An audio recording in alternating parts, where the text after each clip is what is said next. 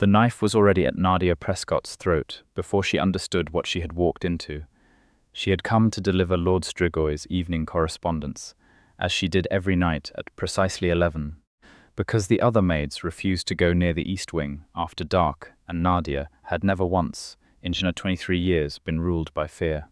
She had pushed open the heavy oak door with her shoulder, her arms full of sealed envelopes bearing crests she did not recognize, and walked directly into the middle of a confrontation that turned every nerve in her body to ice. 3 vampires she had never seen before stood in the center of Strigoi Manor's private receiving room. They were pale as winter marble, dressed in clothing that suggested old money and older bloodlines, and they moved with that particular, fluid stillness that made human instincts scream danger before the conscious mind could catch up. The tallest of them had her by the collar before she could retreat, and then the blade was there, cold and humming with some property that felt deeply wrong, pressed against the soft skin of her neck. "A human servant," the tall vampire said, his voice carrying the lilting accent of somewhere very old and very far from London. How inconvenient. Put her down. The voice came from the far end of the room, and Nadia had heard that voice nearly every day for 8 months. She had heard it clipped and commanding, distracted and low, occasionally sharpened to something that cut like crystal. She had never heard it sound the way it sounded right now. Astarion Strigoi stood in the doorway of his private study, and he was terrifying. He was always striking. He could not help it. He stood at 6 feet 2, white-haired in that particular way. Ancient vampires went white, not with age but with the deep, accumulated cold of centuries. His skin was pale enough to suggest it had never genuinely warmed. His eyes were silver-grey and held the quality of old mirrors, reflective in ways that felt unnatural, like they caught light that was not there. He wore no jacket, only a deep charcoal shirt, open at the collar, and in the 8 months Nadia had worked in his household, she had learned that his state of dress was an accurate thermometer for how dangerous any given moment was about to become. He looked, right now, like he was prepared to take the room apart with his bare hands. "Corvinus," Astarion said, and the name itself was a warning. "You have exactly 4 seconds to remove that blade from my household's throat before I consider this an act of formal aggression against House Strigoi. And you know, old friend, what I do with formal aggression." The vampire called Corvinus did not immediately comply, which told Nadia everything she needed to know about how dangerous this situation was. Vampires of lesser standing flinched immediately when Astarion spoke. The ones who did not flinch were the ones who believed they had something powerful enough to back them up. "We came to negotiate, Strigoi," Corvinus said. The girl interrupted. "The girl," Astarion said, and his voice dropped to something so quiet, it was somehow louder than shouting, "is under my protection. Everything beneath this roof is under my protection. That has been blood law since this house was founded, and you knew it when you chose to enter it." The blade did not move. Nadia, to her own considerable credit, did not move either. She was frightened, genuinely frightened, in a way that made her heart beat loud in her own ears. But she had grown up in situations where panic was a luxury she could not afford. She was the daughter of a woman who had cleaned other people's houses until her hands bled, and she had learned early that the worst thing you could do in a dangerous moment was give the danger a reaction to feed on. She held still. She breathed carefully. She kept her eyes on Astarion. He was already looking at her.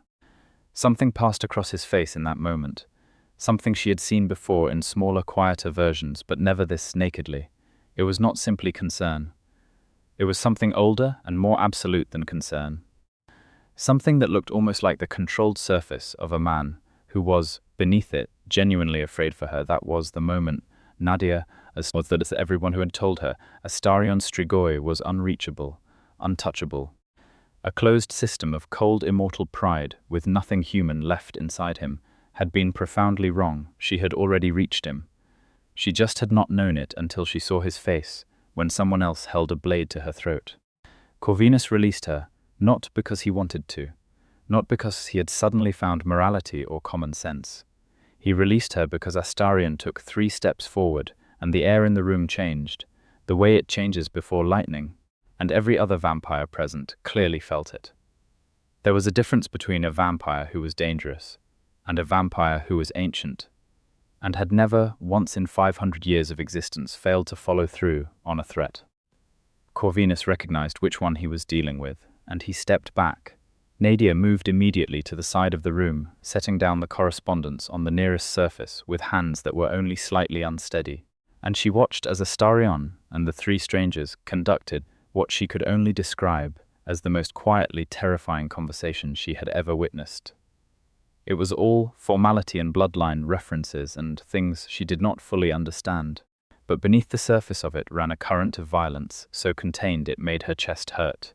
When the strangers were gone, escorted out by Astarion's head of security, a towering old vampire named Dragomir who looked like a cathedral given flesh, the room went very quiet. Astarion stood with his back to her, hands at his sides, and said nothing for a long moment. "You should go to your quarters," he said finally. "Lock the door." "I'm fine," Nadia said. He turned around then, and she saw it again, that thing she had named incorrectly every time she had caught glimpses of it over the past 8 months. She had called it professionalism or distant courtesy, or the particular cold formality of a man who had lived long enough to find most people uninteresting. She understood now that she had been wrong about all of it. "You had a blade against your throat," he said. "I noticed," she said, and the small dry note in her voice made something flicker in his expression that might, on a different face, have been the beginning of a smile. "Nadia." He said her name the way he said it when he was not performing anything, when the formality dropped just enough to let something real breathe through the surface. He had started doing that about 4 months into her employment. She had pretended not to notice because noticing had seemed like a dangerous thing to do. "Are you hurt?" "No," she said honestly. "Lord Strigoi, who were they?" He studied her for a moment, and she could see him deciding, weighing the question against some internal ledger she had never been given access to. "Sit down," he said. "If you are going to ask questions, you might as well be comfortable while you ask them." That was how it had always happened between them. Not in dramatic declarations, but in small pivots, in moments where she asked and he considered and chose to answer, and where the answers led to longer conversations than either of them had apparently planned for. She sat in the deep armchair by the cold fireplace, and he stood near the window, and he told her that the visitors belonged to a very old vampire family called House Corvinus, and that they had come to deliver an ultimatum about something called the blood law of Eastern succession, which was a governance dispute that had been simmering in the vampire courts of Europe for the better part of 2 centuries and had finally boiled over into something that required Astarion's response. "They think you'll side with them," Nadia said, piecing it together from what she had heard in the room. "That's why they came in person. They wanted to pressure you." He looked at her with that particular quality of attention he had that always made her feel like she was being genuinely seen rather than simply processed. "Yes," he said. "What will you do?" "I have not decided," he said, which she knew was not entirely true, because Astarion Strigoi always knew exactly what he intended to do. He simply did not always share the shape of it immediately. "What would you do?" She blinked. "I beg your pardon?" "You heard me. You're asking the maid about vampire court politics." "I am asking you," he said, and the emphasis was quiet but distinct. "You have a way of seeing things without the interference of centuries of bias. I have found it useful on more than one occasion." She thought about it seriously, because he had asked seriously, and she was constitutionally incapable of giving a flippant answer to a genuine question. "I would not give anyone what they want when they come into your home and threaten your people to get it," she said, "regardless of what they're offering. Because if you do, the lesson they take away is that threatening your people works, and you can never unlearn that lesson once it's out." The silence that followed was the particular quality of silence that happened when Astarion was genuinely considering something, rather than waiting for conversation to resume. "No," he said at last. "You cannot." She went to bed that night thinking about the way he had looked at her when Corvinus had the knife out, and she lay awake for a long time before she made herself stop thinking about it and go to sleep. The conversation she had with the other household staff the next morning did nothing to settle her thoughts. She came down to the kitchen at 7 in the morning and found the usual gathering around the long wooden table. "Mrs. Veselka." The housekeeper, who had worked for House Strigoi for 30 years and knew every procedure but never asked why any of them existed. Pavel, who managed the grounds. Young Inna, who was new enough that she still jumped at shadows in the corridors. And Bogdan, who handled everything that required lifting something heavier than a grown man and never seemed troubled by anything at all. They knew something had happened last night. Dragomir was not subtle, and word had travelled. "You could have been killed," Inna said, her eyes wide. "But I wasn't," Nadia said, pouring her coffee. "You walked into a confrontation between old house vampires," Mrs. Veselka said, with the tone of someone delivering a eulogy for someone who had not yet died. "You understand what that means? Those were not young court vampires playing at politics. Those were bloodline heads. They have been killing for longer than this country has had a proper postal system." "I know," Nadia said. Lord Strigoi intervened, Pavel said, and there was something careful in how he said it. Something that suggested he was choosing his next words with precision, which he does not typically do for household staff caught in the crossfire of his political business. "He intervened because I'm his employee," Nadia said, and even as she said it, she heard how thin it sounded. The look Mrs. Veselka gave her across the rim of a coffee mug was the look of a woman who had seen many things in 30 years and had learned to recognize them all. "Lord Strigoi," Mrs. Veselka said carefully, "is unreachable, child. Every person who has worked in this household has understood that from the first day. He is courteous, he is fair by the standards of his kind, and he is more honorable than many human employers I could name. But he does not allow closeness. He does not permit it. He is 500 years old. He has buried everyone he has ever known, and he stopped letting people near him some time before your grandmother was born. You would do well to remember that." Nadia drank her coffee and said nothing, because Mrs. Veselka was describing a man she did not fully recognize. The man she was describing was a closed door. The man Nadia had been quietly getting to know for 8 months was something else. Something that knocked against the inside of that closed door every time she walked into his study with the evening correspondence, and he looked up from his work and said her name in that particular way. She was aware, intellectually, that this was a complicated situation. She was a 23-year-old human woman working in the household of a vampire lord who was, by any reasonable accounting, one of the most powerful and ancient beings in the modern city of London. The world she had grown up in had fully integrated vampires into its social fabric over the past 50 years. But integration did not mean equality.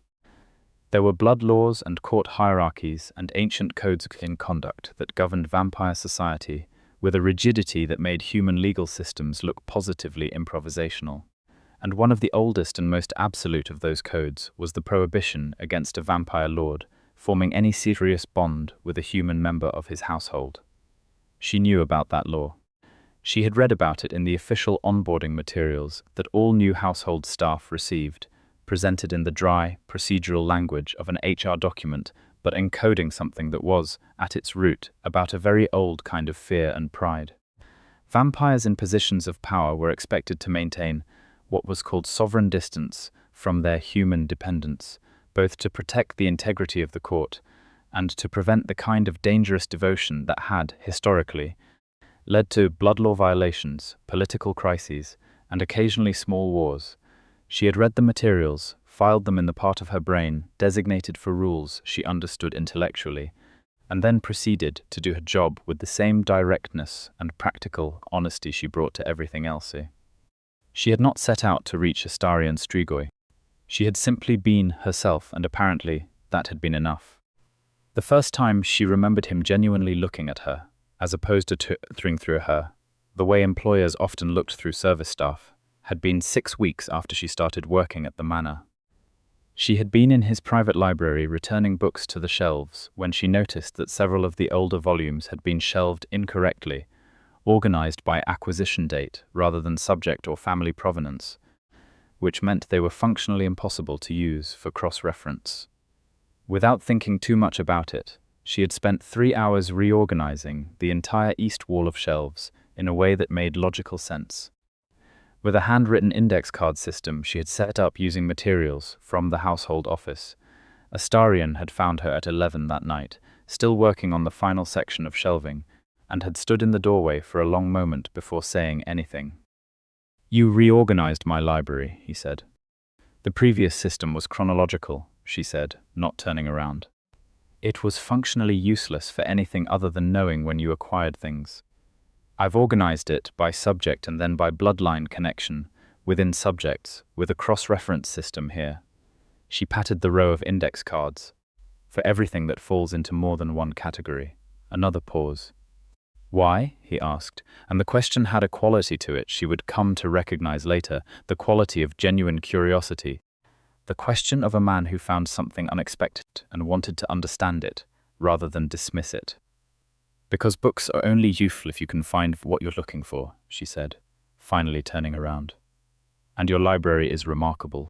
It would be a shame to have it and not be able to use it." He had looked at her for a very long moment. "Thank you, Nadia," he said.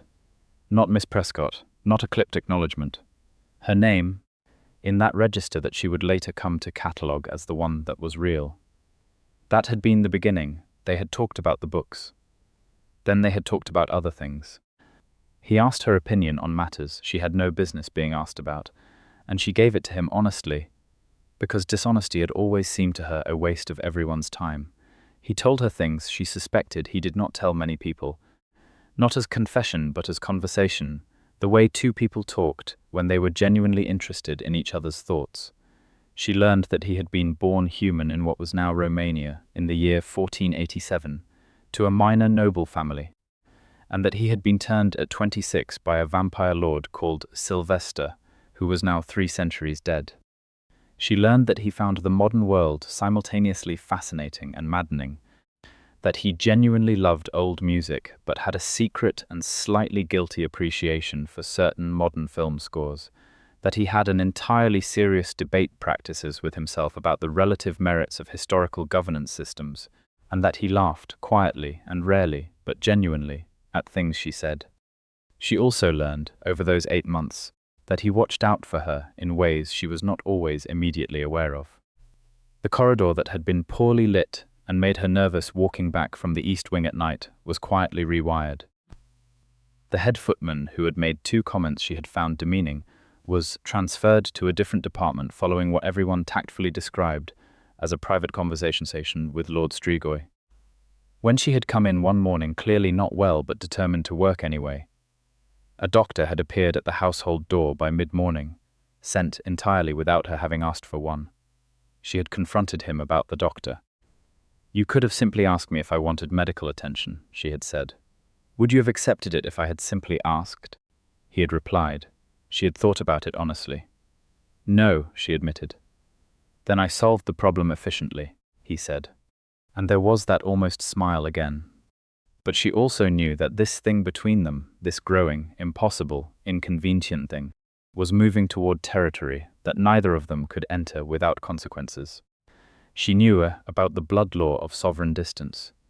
She knew about the vampire court system and the way it surveilled powerful houses for any sign of what it called contamination, which was the actual legal term used in vampire court documents for a vampire lord forming a genuine emotional bond with a human dependent. She knew all of this. And she also knew that the night Corvinus had held the blade to her throat, and Astarion had looked at her with that unguarded expression of genuine terror. Something had shifted in the space between knowing and doing.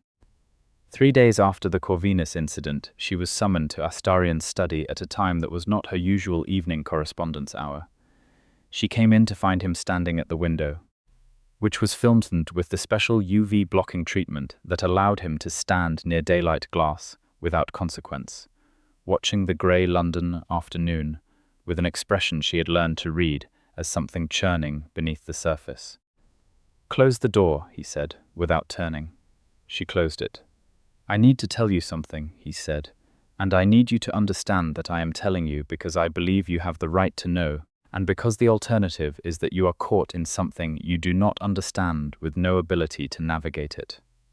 "All right," she said steadily. "House Corvinus has filed a formal grievance with the court council," he said, turning now. "They have accused me of violating the sovereign distance protocol. Specifically, they have cited my conduct on the night they came to the manor." "Your conduct protecting your household staff," Nadia said. "Yes." His voice was flat. The specific violation they have cited is behavioral evidence of a prohibited bond between a vampire lord and a human dependent. The room felt very still.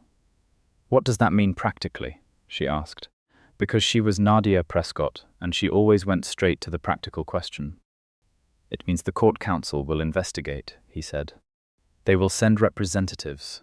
They will speak with household staff, review my conduct records, and make a determination about whether the accusation has merit. If they determine that it does, they have the legal authority to remove you from this household. And if they determine the accusation has more than merit? She asked, because she already knew there was a hierarchy to these outcomes. He was quiet for a moment. The blood law of sovereign distance, at its most serious violation level, carries a penalty of formal court sanction against House Strigoi and compulsory reclassification of the human party as a court ward, which means they pass out of the accused vampire's jurisdiction entirely and into court custody. I would be taken away from here, she said. Yes, she absorbed this. What do you want to do? He looked at her for a long moment. What I want to do, he said carefully. And what I am permitted to do by the laws of my court are not the same thing. That's not what I asked, she said. The silence that followed was the longest she had ever sat in with him. I want to tell the court council, he said quietly, to take their blood law and their ancient vow of sovereign distance and consign them to whatever archive holds every other outdated piece of legislation that was written in a different century for purposes that no longer apply. He paused. But I am a lord of this court, and I have responsibilities to my house, and to the people who depend on it, and acting on what I want without thinking about the consequences to all of them would be precisely the kind of reckless devotion that the blood law exists to prevent. So you'll comply, she said. I have not decided, he said again, and again she knew that was not entirely true. What is the most logical solution, she asked carefully, that the court would be required to accept? He studied her. What do you mean? Blood law is a legal system, she said. Legal systems have logic. What is the provision that resolves this cleanly? Something shifteth in his expression. The sovereign distance protocol, he said slowly, does not apply to a human individual who is not a household dependent. Meaning if I weren't your employee, she said. Meaning if you held no dependent status relative to House Strigoi, he said. An independent human with no contractual or residential dependency would fall outside the protocol's jurisdiction. So I could resign, she said. If you resigned and left the household, the court would have no legal basis for the accusation, he said. The violation, as they have defined it, requires an active dependent relationship, and I could simply be a person, she said, who you know independently. Outside the protocol. In theory, he said, and his voice had dropped to something very careful. In theory, yes.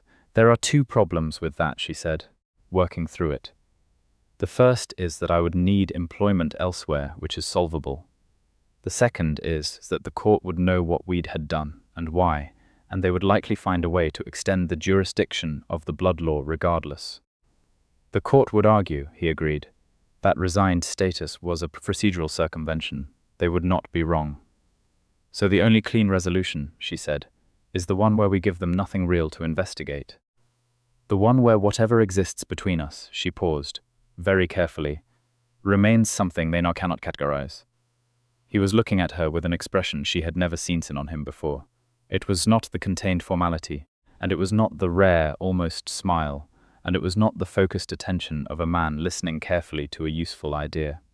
It was something nakedly different from all of those things, something that made her heartbeat change in a way she was entirely aware of and entirely unprepared for. Nadia, he said. I know, she said quietly. Do you understand what I am? He asked, and the question was not rhetorical. It was not the question of a man performing uncertainty. It was the question of a man asking a specific and genuine thing, not what the court sees, not what the blood law classifies. Do you understand what I actually am? You're 500 years old, she said. You have buried everyone you've ever loved. You built walls to survive that, because what was the alternative? You live in a world that has rules designed specifically to keep you from making choices your court considers dangerous. And you are, underneath all of that, the most genuinely present person I have ever had a conversation with. which is saying something extraordinary given that most people are considerably less than 500 years old and have considerably more practice at being human. The silence was very long and very full. I stopped at letting people near me, he said, because the mathematics of it became unbearable. I am not exaggerating when I say that. I have watched everyone die. Friends, allies, people I valued, the ones I loved most. I watched them age and diminish and disappear while I stayed exactly as I was. There is a grief in that does not diminish over time. It compounds. I know, she said softly. You will age, he said. That is not a thing I can prevent, and I would not take that from you even if I could, because that choice belongs to you alone and not to me. We're not discussing centuries from now, she said. We're discussing right now, and right now the court has filed a grievance, and the most important question is what you want the next chapter of your very long life to look like. He crossed the room then, closing the distance between them in the way he moved when he was not performing stillness, when the contained power underneath simply went where it intended to go. He stopped in front of her, close enough that she had to tilt her chin up to meet his eyes, and his eyes were doing that thing they sometimes did, where they caught light that was not present in the room and held it. I want, he said very quietly, to not be careful anymore. I have been careful for a very long time. Then stop being careful, she said. He lifted one hand and touched her face, his thumb at the edge of her jaw, and it was the lightest possible contact, and it was somehow the most significant thing that had happened in the room in whatever span of years the room had been standing. The court will not accept this quietly, he said. I know. There will be consequences, political ones. House Corvinus will use it as leverage. The council may sanction me formally. There is a version of this where things become quite difficult. I know, she said again. You are not afraid, he said, and it was not quite a question. I am afraid of many things, she said honestly. I'm not afraid of this. Something in his face changed completely. The last of the contained formality dissolved, and what was underneath it was something so old and so genuine that it made her chest ache in a way that had nothing to do with fear and everything to do with recognition. He kissed her so carefully it was almost reverent, and she kissed him back with the same directness she brought to everything else in her life, because she did not know another way to be. And when they finally separated, the room felt permanently different, as if something had been established in it that could not be uncreated. Well, she said, slightly breathless. Now we have something they can actually investigate. His almost smile became, finally, a real one. It changed his face entirely. She filed it away in the particular place where she kept things that mattered. The court council investigators arrived 2 weeks later. They came in the form of 3 vampires whose age registered in the weight of the air around them, and whose bearing made it clear they considered this assignment beneath their dignity, but were prepared to conduct it thoroughly regardless. They were introduced as arbiters, which was the court's term for its senior investigative body, and their names were Malachi, Seraphine, and Voss, and all 3 of them looked at Nadia with the particular assessment she had come to recognize as the vampire version of measuring exactly how much of a problem something was going to be. Astarion met them in the formal receiving hall, which was a room Nadia had never seen fully staffed and lit before. It was extraordinary, all dark wood paneling and high ceilings, and the specific accumulated gravity of centuries, and he received them in the full formal dress of a house lord, which meant a deep grey coat that made him look even taller than usual, and a bearing that communicated without any ambiguity whatsoever that this was his territory and they were in it. Nadia was not present for the opening formal session. She was summoned separately to speak with Arbiter Seraphine alone in one of the smaller receiving rooms, and she went in and sat down and answered every question truthfully, because she had thought about it carefully and decided that truth was the only strategy that made sense. Seraphine was very old, perhaps older than Astarion, with the kind of stillness that was different from Astarion's contained stillness. Astarion's stillness was the stillness of something powerful at rest. Seraphine's was the stillness of something that had stopped caring about movement, because movement was for younger things.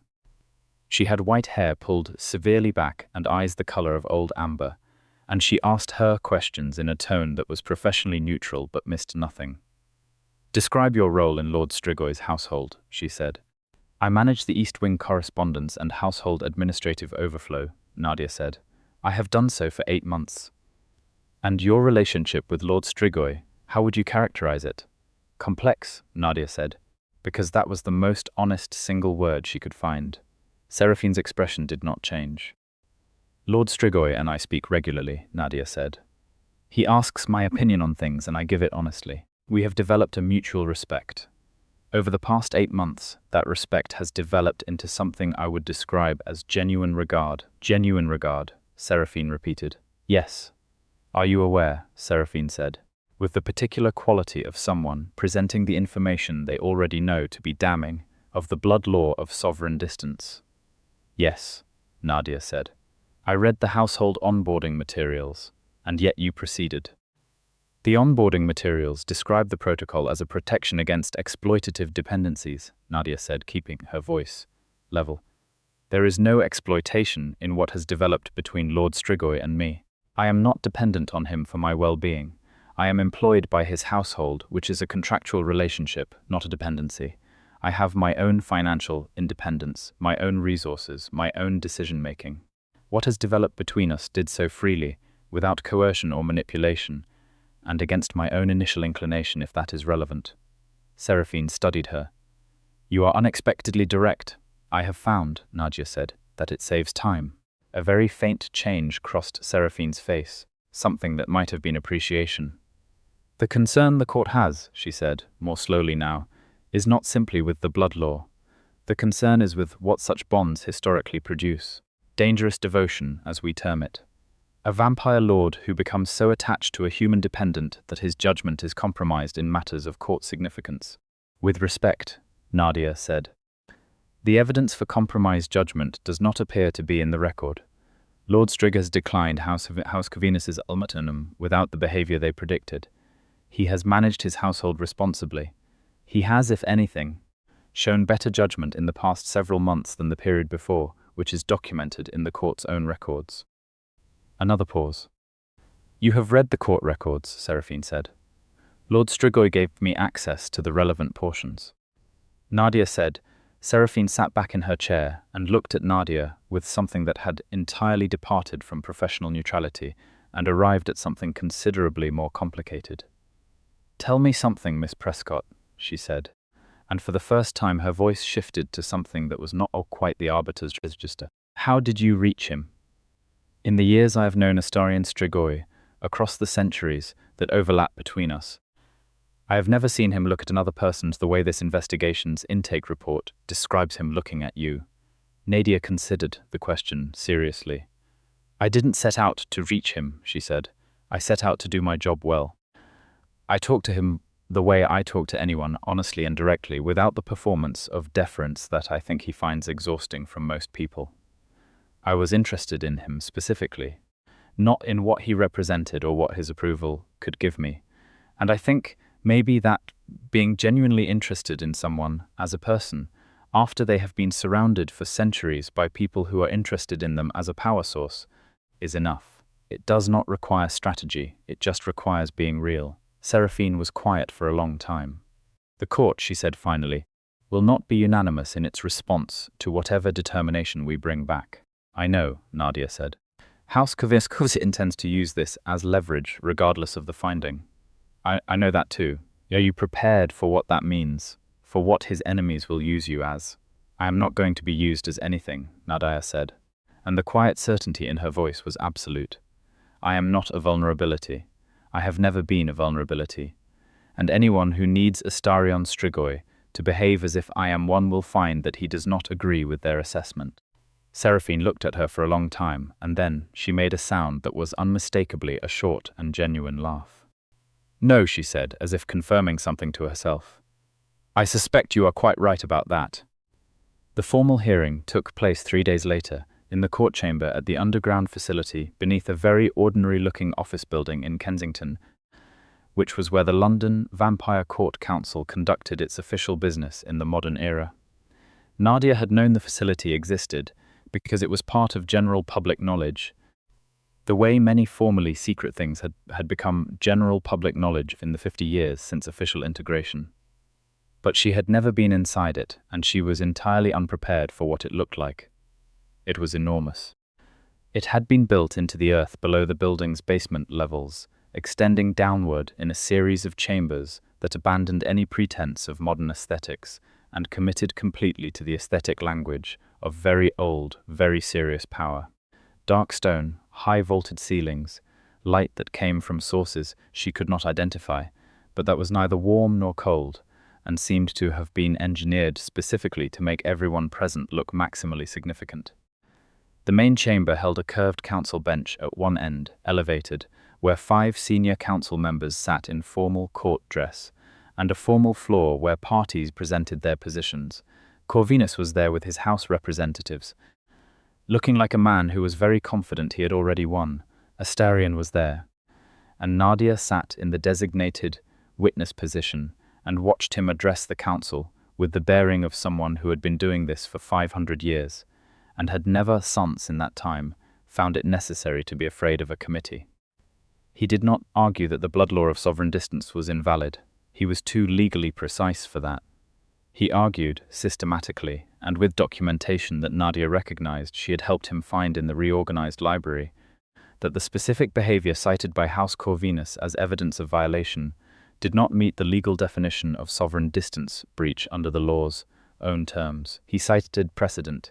He cited the law's original drafted intent, which had been about exploitation prevention rather than emotional prohibition, and he made a detailed argument that the two were not the same thing and had been incorrectly conflated in contemporary interpretation. It was the most extraordinary thing she had ever watched, not because it was dramatic, though it was, because it was the most complete version she had ever seen of what Astarion Strigoi actually was. He was not the reclusive, unreachable lord of the East Wing. He was not the controlled and careful man who delivered careful answers in some quiet studies. He was, when he stood in a room that was designed to hear him, one of the most formidable presences she had ever encountered in her entire life, and he was using every bit of that formidability in service of a position he had built, in part from her library reorganization. The council deliberated. House Corvinus's representative made a counter-argument that was aggressive and somewhat crude, and relied heavily on the word contamination, which Nadia noticed made Arbiter Seraphine's expression go flat in a way that did not bode well for House Corvinus. The council deliberated again. Malachi, the senior arbiter, made a statement. The statement was legally precise and about 3 times longer than it needed to be, but its substance, stripped of the formal language, was this. The court found that the blood law of sovereign distance had not been formally violated, as the specific behaviors documented by House Corvinus did not meet the threshold definition under the law's own language. The court further found that House Corvinus's grievance had been filed in procedurally bad faith, which was a specific legal finding that carried its own consequences, specifically a formal sanction against House Corvinus for using court investigative process as a political pressure tool. The room shifted. Corvinus went still in the way that very old vampires went still when they were genuinely furious and working to prevent themselves from expressing it in a venue where expression would make things worse. Nadia breathed out carefully. Astarion did not turn to look at her. He maintained his formal bearing through the full close of the proceeding, thanked the council in the precise formal phrases that the occasion required, and did not look at her until they were outside the chamber and in one of the stone corridors that led back toward the surface. Then he turned, and she saw the same thing she had seen in the East Wing receiving room the night Corvinus held the blade to her throat, the same unguarded, absolute, terrifying relief. "Nadia," he said. "Well done," she said, and her voice was only slightly uneven. He took her hand, which was not a formal gesture, and was not hidden in any way, and they walked back toward the surface together, and she thought about the word contamination and how completely wrong it was. How it described the opposite of what had actually happened, because what had happened was the reverse of contamination. What had happened was the long, slow unthawing of something very old that had been frozen for a very long time, and the thing that had unthawed it had not been weakness or exploitation or any of the things the blood law existed to prevent. It had been someone who looked at him and saw him exactly as he was, and was not afraid of what she saw. The trouble, however, was not over. She had known it would not be over, and Astarion had known it would not be over, and the next several weeks confirmed everything both of them had expected. House Corvinus did not accept its sanction gracefully. The court finding did not silence the opinions of every other great house that had been watching the investigation with interest. There was a particular quality to the whisper networks of vampire court society, which had been refined over centuries, and those networks were working continuously. The specific vulnerability being probed was the one Seraphine had named in their private conversation. Not Nadia's dependency, her exposure. She was human in a world where powerful vampires had human enemies, and if those enemies wanted to reach Astarion Strigoi, the most logical path was the one that led through her. She understood this clearly. She had understood it from the beginning. What she had not anticipated was how quickly it would move from theoretical to actual. It was a Tuesday evening when she became aware that she was being followed. She was walking back from the specialist archive in Bloomsbury where she had been cross-referencing some court documents for Astarion, and there was a car that had been behind her from the underground station to the manor's outer gate, and something about its pace was wrong, in a way that made the specific warning system she had developed for exactly these situations go very loud. She did not run. She turned and walked directly to the nearest lit public location, which was a coffee shop on the corner, and she called the manor. Dragomir picked up. She told him what she observed, precisely and without decoration, and he told her to stay where she was and not to open the door for anyone she did not recognize. Astarion came himself. She watched him come through the coffee shop door, still in his indoor clothes, and saw that the quality of his movement was the same as it had been the night of the Corvinus confrontation. The contained power at low leash quality that she had learned meant the situation was serious, and he was managing his response to it. He sat across from her at the small table and looked at her carefully. "Are you hurt?" he said. "No," she said. "It was just a car. I may have overreacted." "You did not overreact," he said. Dragomir ran the plate. "The vehicle is registered to a shell company associated with House Corvinus." He paused. "They have moved past the court and into direct action. They want to use me as leverage," she said. "Yes." "What do we do?" she asked. He leaned forward, elbows on the small table, and looked at her with the full weight of his attention. I want to bring you fully inside the manor's protected grounds," he said. "Not as a dependent. As a resident under formal house protection, which is a different legal classification and one that falls entirely within my authority to extend. It would mean you are formally under House Strigoi's protection, not as an employee, but as a person I have chosen to protect." "What does that mean for the sovereign distance protocol?" she asked. "Under the new interpretation the courtyard just effectively codified," he said. "Very little. The decision resolved the legal question in a direction that gives us room." He paused. "It would also mean making the nature of my relationship with you formally declared rather than technically inferable." "A declaration," she said. Yes, she thought about it. "And the consequences of that, politically complicated," he said honestly. "Some houses will oppose it loudly. Some will accept it quietly. A few," and she saw something in his expression that was almost wry, "will be impressed by the audacity of it and fall into line accordingly. Because vampire court society is, at its root, impressed by confidence." "You've thought about this," she said.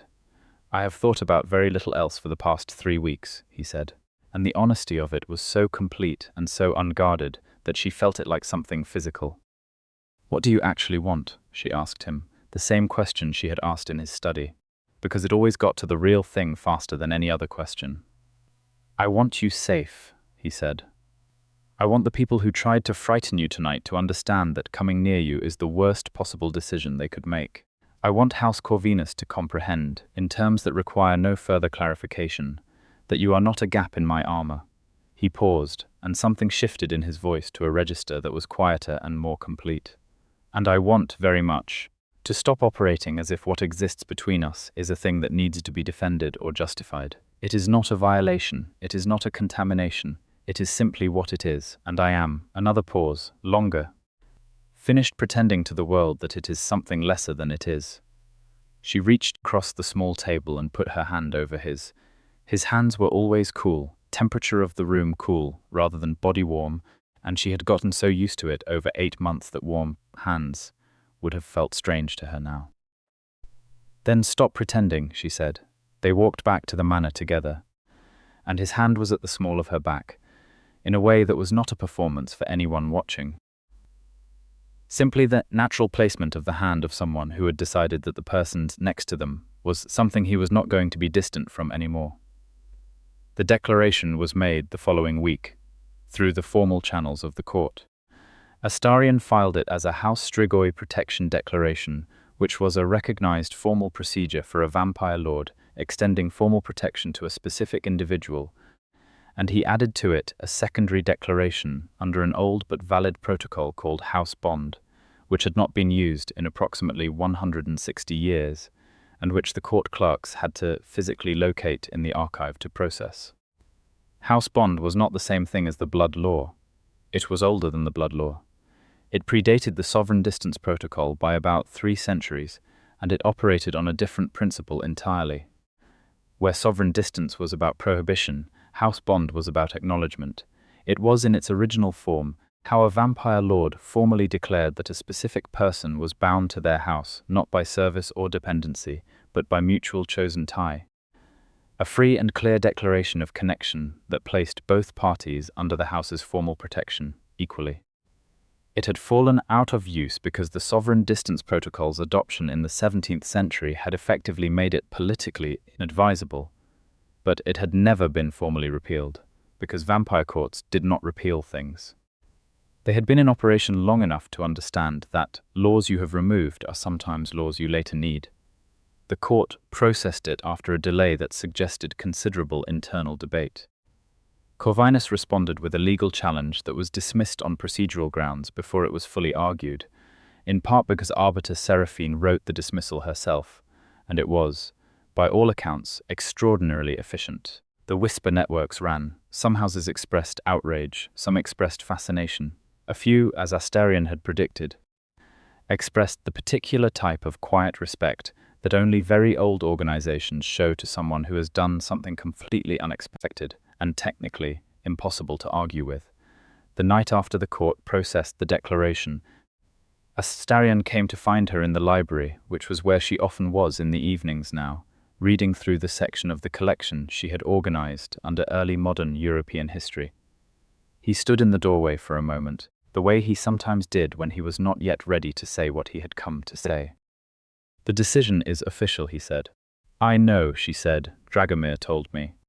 He came into the room and sat in the armchair across from her, and she put down her book and looked at him, and they looked at each other in the quiet for a moment that was full of everything the past 8 months had built to. "I need to tell you something," he said, and the register was the real one, the one with nothing performed in it. "All right," she said. "In 500 years," he said slowly, "I have been many things. I have been powerful, and I have been afraid, and I have been right, and I have been wrong. I have made decisions that saved people, and decisions that cost them something I could not give back. I have been alone for long periods that I convinced myself were preference rather than grief, because grief compounds, as I told you, and preference is easier to carry." He paused, looking at her with those mirror-silver eyes that caught light that was not there. "I have been all of those things. And in 8 months, I have become something I did not expect and could not have planned for." "What is that?" she asked softly. "Someone who goes to bed, whatever that means for what I am, thinking about whether you are safe," he said. "Someone who reorganizes his entire schedule around having time to talk with you, and then tells himself this is simply intellectual interest, because it is easier than admitting what it actually is. Someone who looked at you 8 months ago with a blade at your throat, and understood in a single moment that everything I had built over 5 centuries to keep myself from that kind of exposure was completely insufficient." He stopped. "Someone who is against every reasonable argument I could make to myself, in love with you, entirely and without reservation, and with no interest in being otherwise." The room was very quiet. "Astarion," she said, and her voice was not entirely steady, "I have been in love with you since you asked me why I reorganized your library. Because the way you asked it, the genuine curiosity of it, the fact that you were interested in the answer rather than in the act itself, told me more about who you were than anything else could have. She paused. I just did not let myself say it out loud because I was being careful. You. Being careful, he said, and the almost smile was there, and then it completed itself again into the real smile that changed his face entirely. It seemed warranted, she said. He rose from the armchair and came to her, and she stood up to meet him, and when he kissed her this time it was different from the first time in his study. The first time had been careful, reverent, something held so gently it was almost fragile. This was different. This was the kiss of a man who had stopped managing the distance between what he felt and what he was willing to show, and the difference was everything. What happens now? She said, when they finally separated. Now, he said, with the specific quality of someone who has thought through a situation to its conclusion and arrived somewhere they are at peace with. We navigate the political consequences together. House Corvinus will make further attempts. The court will continue to have opinions. Several very old vampires will say several very traditional things in venues where they believe it will be reported back to me. And, she prompted, and none of it will matter, he said simply. Because I have the law on my side, and I have house bond in the record, and I have 500 years of knowing exactly how this court works and what levers move what pieces. And I have you. That last one is your strongest argument, she told him. That last one, he agreed, is my strongest argument by a significant margin. She thought about the other maids who still brought tea to the West Wing rooms and discussed Lord Strigoi in the hushed, respectful tones reserved for things that were powerful and distant. She thought about Mrs. Veselka saying unreachable with absolute certainty. She thought about every person in the 8 months she had worked here who had accepted the front Astarion, presented as the whole person, who had taken the contained formality and the silver eyes and the 500-year bearing as evidence that there was nothing behind it to reach. She thought about what it was like to be the only person who had looked at the closed door and, without any particular strategy, simply knocked. House Corvinus made 3 more attempts to destabilize the situation over the following 6 months, all of which were handled with a combination of legal precision, political leverage, and what Nadia privately thought of as the deeply satisfying process of watching Astarion dismantle his opponent's arguments with the efficiency of someone who had been doing this for half a millennium and never lost the taste for being right. The first attempt was another court challenge, this one attacking the validity of the House Bondo Protocol itself on the grounds that it had not been used recently enough to be considered active law. This was dispatched by the court's own archive division, which confirmed without ambiguity that inactive laws remained valid in the vampire court system until formally repealed, and that the precedent of repeal by disuse had never been established and in fact had been explicitly rejected in a court ruling from 1847. The second attempt was more direct, a coordinated effort by 3 minor houses allied with Corvinus to have Nadia reclassified under a different dependency provision that had broader application than sovereign distance. This was the one that required the most work, and it was the one where Nadia herself appeared before a council subcommittee and made an argument that she had spent 6 nights preparing and that drew on every resource in the reorganized library. She argued the case on its own legal merits, without reference to her personal situation, which she had decided was both more strategically sound and more personally satisfying than making it about emotion. She made the legal argument so thoroughly and so precisely that the subcommittee voted against the reclassification 4-1, and the dissenting vote was Corvinus's own appointee, which told the entire court exactly how well the attempt had been received. Astarion, who had listened to the entire argument from the gallery, because he was not technically permitted to be present as a party during subcommittee testimony, found her afterward in the corridor and said, with an expression that was so full of genuine pride that it made her feel like she was standing in direct sunlight, which was something she had to find alternative language, for since sunlight meant something different in a household where sunlight was a hazard. You was thorough, she said. Extraordinarily thorough, he said, and she laughed, and he kissed her in the Kensington corridor of the Vampire Court building, with several court officials walking past them, and absolutely no indication that this was a thing he intended to be discreet about. The third attempt was the one that had actual teeth. Corvinus, having failed twice through legal mechanisms, moved to something older and more direct. He invoked what was called a challenge right, which was an ancient vampire code provision that allowed a vampire who believed their house had been genuinely wronged to issue a formal challenge to the lord they held responsible. It was archaic.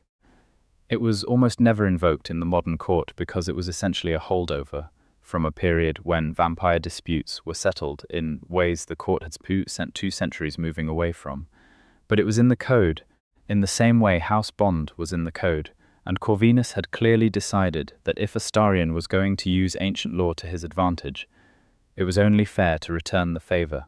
The challenge right, in its original form, required the challenged party to either meet the challenger or appoint a representative, and the outcome bound both houses legally. It was.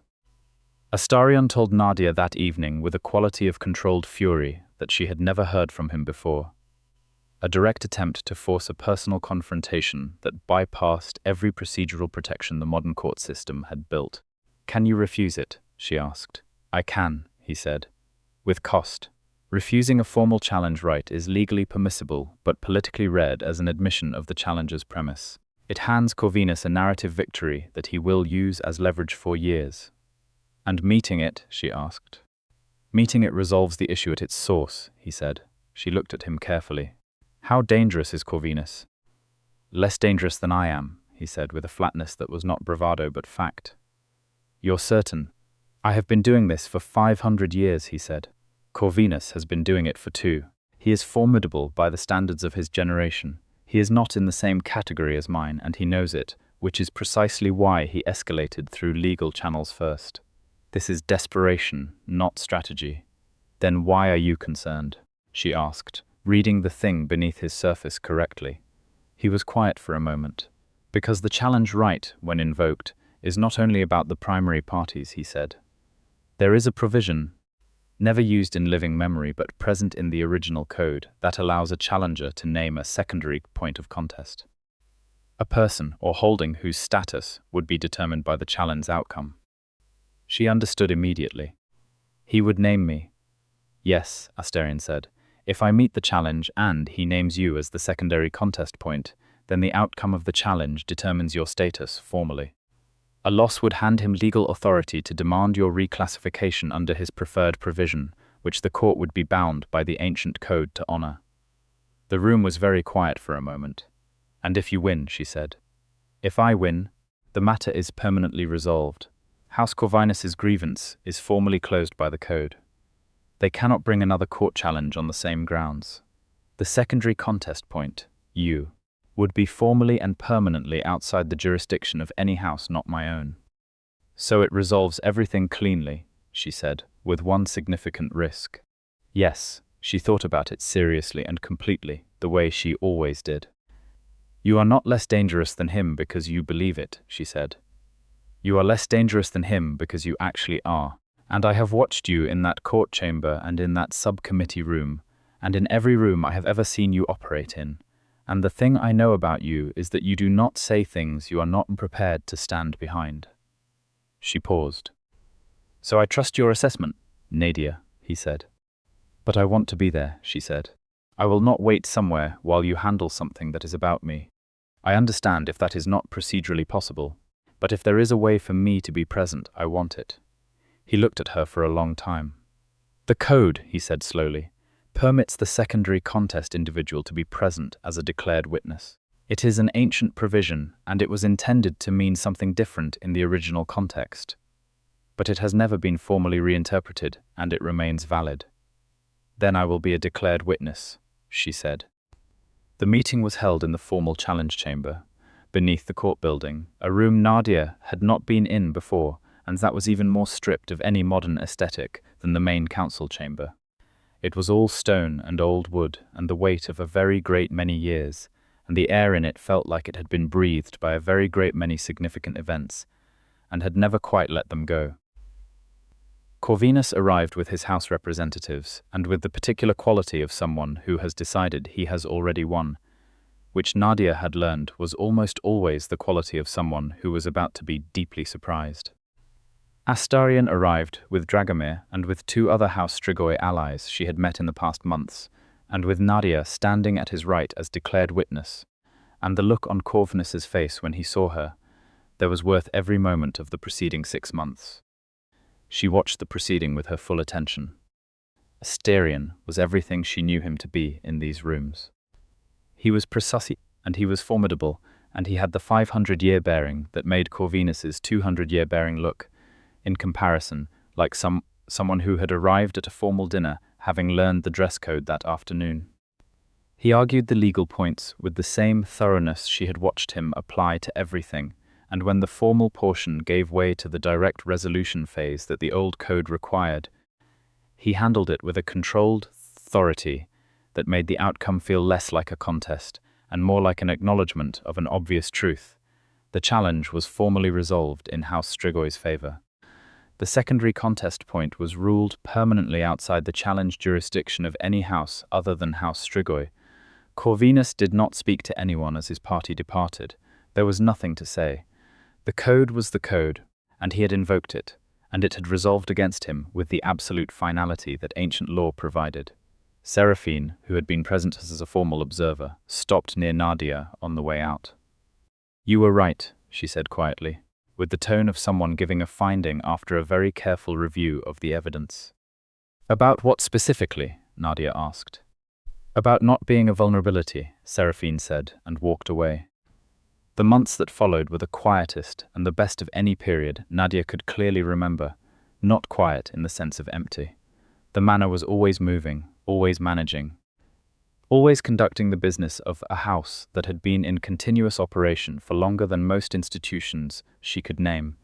There were still political matters, still court communications, still the constant low-level management of being a significant house in a city that held 6 significant vampire houses, and a court that never entirely stopped watching all of them. But quiet in the sense that the particular tension of the previous year was gone, replaced by something that felt, increasingly, like the texture of a real life rather than a crisis being navigated.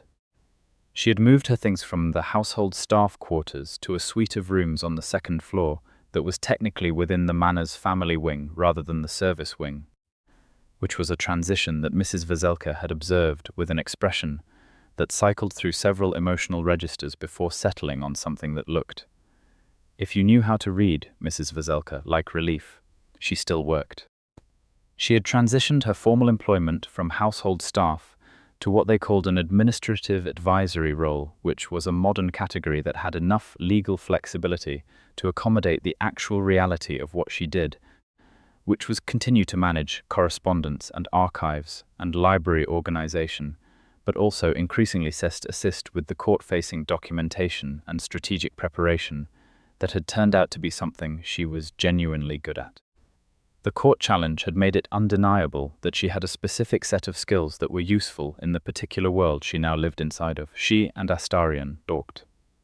They talked about everything, the way they always had, but now without the careful management of distance that had always sat underneath the conversations before. She told him things she had not told many people, about growing up with a mother who worked her hands to ruin so Nadia would not have to, about the specific anger of watching capable people be treated as invisible, about why she had ended up in household service at all, and what she intended to do with the rest of her life.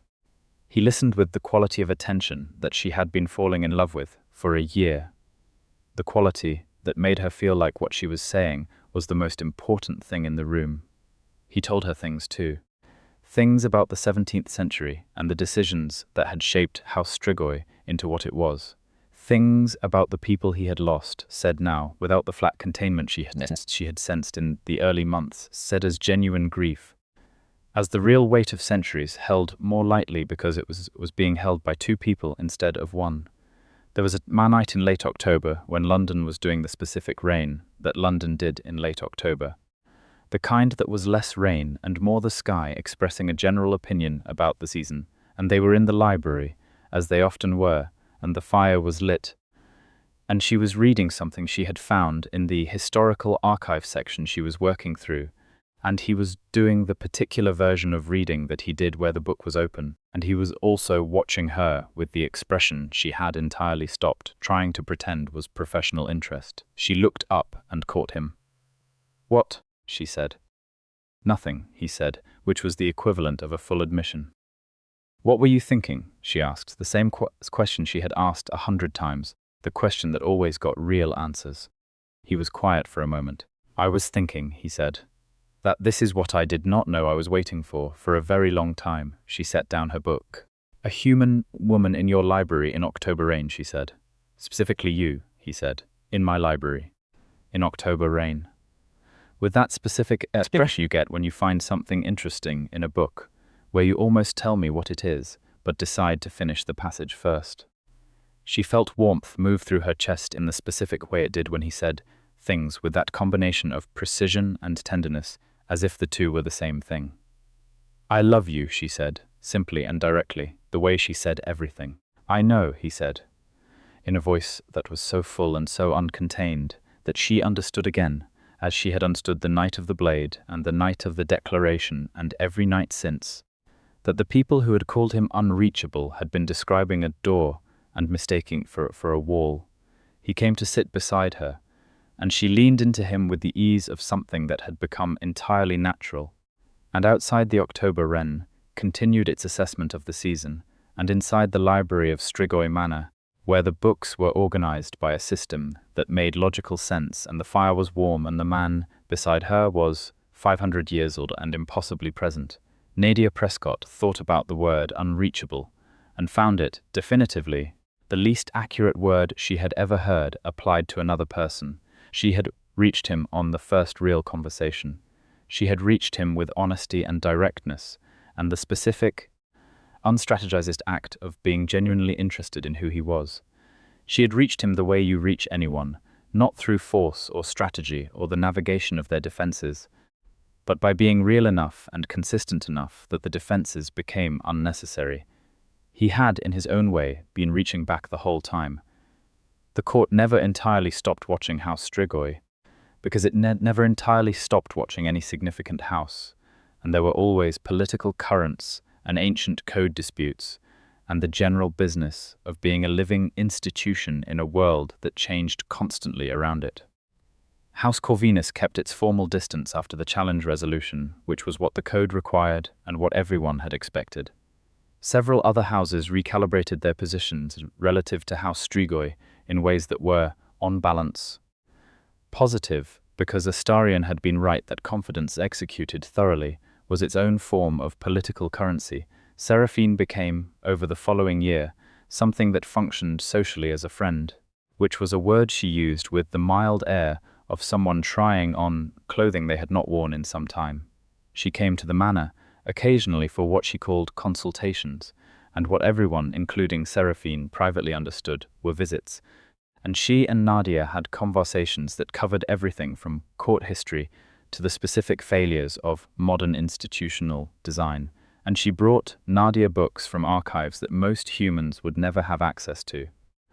With the manner of someone who had decided that a specific person's intellectual development was worth investing in, Dragomir, who had never been particularly verbal, communicated his approval of the entire situation by ceasing to monitor the East Wing corridor with the particular quality of worried vigilance he had maintained for the full first year of Nadia's employment.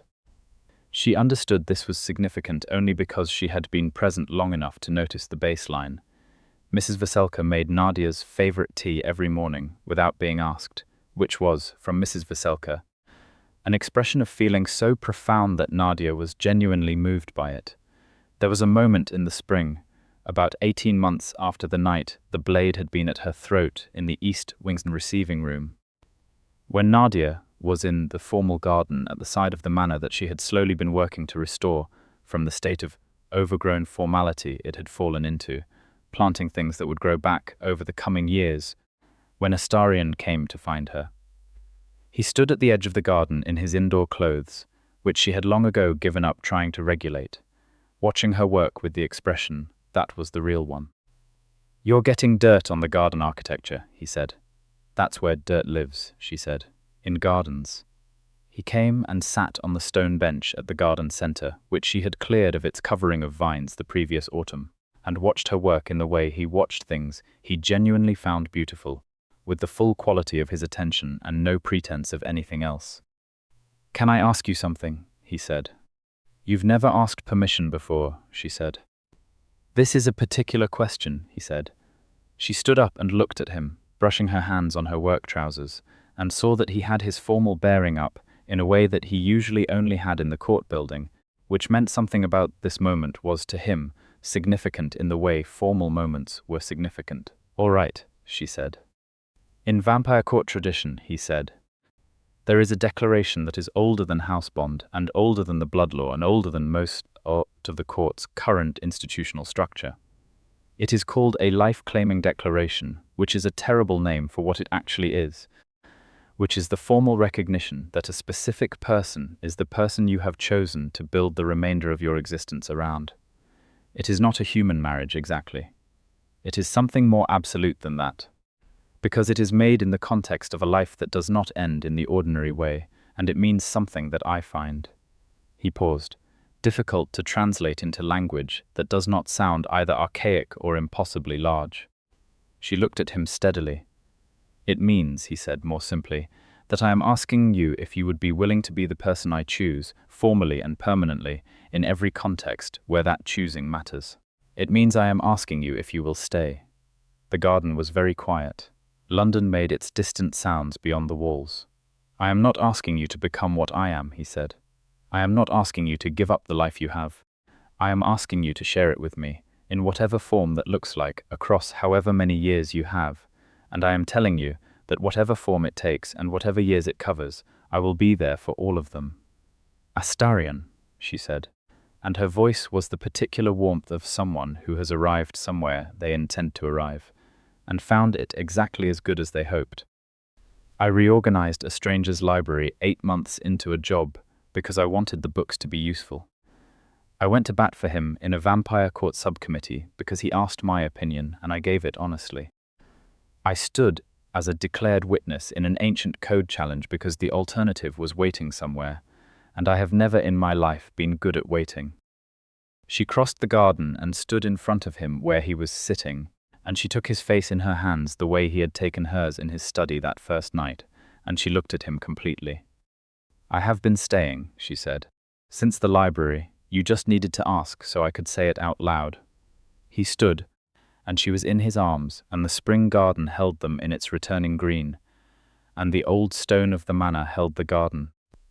And London went on around all of it, in the specific indifferent way of large cities that have seen everything and are not particularly startled by any of it. The life-claiming declaration was filed with the court the following month. Seraphine processed it personally, which was not technically her administrative role, but which she had clearly arranged to do, and her written notation on the record contained the phrase mutual free choice, documented without coercion or dependency, which was the court's formal language for something that meant, in the plainest possible terms, that this was entirely real. House Corvinus, when informed, said nothing publicly. This was understood, in the vampire court's particular grammar of silence, as acceptance. The court at large absorbed it, in the way the court absorbed things that were unprecedented but technically within the law. There was discussion. There were opinions. There were 3 formal letters of objection from minor houses that were processed and filed and by the ancient code produced no legal effect whatsoever. There were also, quietly, 7 letters of congratulation from houses across Europe that Astarion had maintained relationships with over the centuries, several of which made observations about how long they had been waiting for him to stop being careful, which he read with the expression of someone discovering that their internal state had been considerably less hidden than they believed. Nadia read over his shoulder. "Because she could. And she said, they've known you a long time. Some of them," he said, "have known me longer than recorded human history. And they all say the same thing," she observed. "Apparently," he said, with the almost smile becoming the real one, "it was somewhat obvious." She thought about Mrs. Veselka saying unreachable, and Inna's wide frightened eyes, and every person who had accepted the contained formality and the silver eyes as the whole story. She thought about how easy it was to look at a closed door and call it a wall.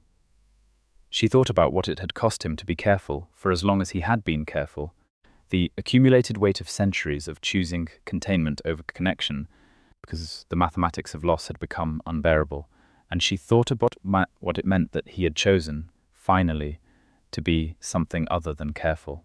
She thought about what it felt like to be chosen by someone that old and that knowing, someone who had every reason to remain closed and had chosen, in the end, to open.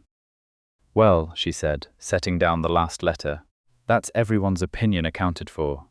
Is there someone whose opinion you were waiting for? He asked. Mine, she said, and I've had it for a while. Outside the manor's tall windows, London moved through its seasons with the perpetual motion of a city that had been going about its business since before anyone in the room could clearly remember, and inside the house that bore his name and her fingerprints in equal measure now, Nadia Prescott, who had come to reorganize a library and stayed to reach the man inside the closed room, sat beside Astarion Strigoi in the morning light that the UV-treated glass permitted, and read, and talked, and loved him with the same direct, unstrategized completeness she had always brought to everything that mattered, and they were, by every measure that mattered, exactly where they had always been heading from the moment she had looked at him without fear, and he had said her name for the first time in the register that was real. Home, together, permanent and chosen and true.